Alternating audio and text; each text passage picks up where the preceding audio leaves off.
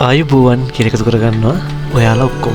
ඉතින් මේක තමයි මගේ channel එකේ ගේන පළවෙනි වීඩියෝ එක. ඉතින් හදිසියෙම අනුරාධපුරේ යන්න තීරණය කළා. අනුරාධපුරේ ගියා. ඉතින් ඒ ගමන ගැන පොඩි විස්තරයක් තමයි ඔයාලට දෙන්න හදන්නේ. හරි, මම ගමන පටන් ගත්තේ කොළඹින්. ඉතින් කොළඹින් ඉඳන් අනුරාධපුරේට බස් එකේ තමයි මම ආවේ. මම අනුරාධපුරයට එනකොට සාමාන්‍යයෙන් උදේ 9ට විතර. ඉතින් 9ට විතර මම ඇවිල්ලා මුලින්ම කරේ අනුරාධපුර ටවුන් එකෙන් උදේ කෑම ගත්ත එක. කෑම අරගෙන මම ත්‍රිවිලර් එකක් අල්ලගෙන මගේ නවතැන් පොළට ගියා. ඉතින් ඔයාලා අනුරාධපුරේ එනවා නම් ඔයාලගේ වාහනයක නැතුව, ඒ කියන්නේ ට්‍රේන් එකේ හරි බස් එකේ හරි එනවා නම් ඔයාලට පුළුවන් ටවුන් එකෙන් බහලා පික්මි එකක් දාගන්න. මොකද අනුරාධපුරේ දැන් පික්මි තියෙනවා. ඉතින් ඔයාලට ගොඩක් පහසුවෙන් ඔයාගේ ෆෝන් එකෙන්ම පික්මි හරහා ඔයාලට ඕනි වාහනේ ට්‍රේවිලර් එකක්ද කැබ් එකක්ද මොකක්ද කියලා දාගෙන ඔයාලට ඔය ගමන යන්න පුළුවන්. ඉතින් මම කලින් කිව්වා වගේ මම හදිසියෙ ගත තීරණයක් එක තමයි අනුරාධපුරේ ආවේ. ඒ හින්දා මම රුවන්වැලි සාමරජනන් වහන්සේ සහ ශ්‍රීමා බෝධීන් වහන්සේ විතරයි වන්දනාමාන කරගන්න පුළුවන් වුණේ. මට අනිත් තැන් වල නම් යන්න බැරි වුණා.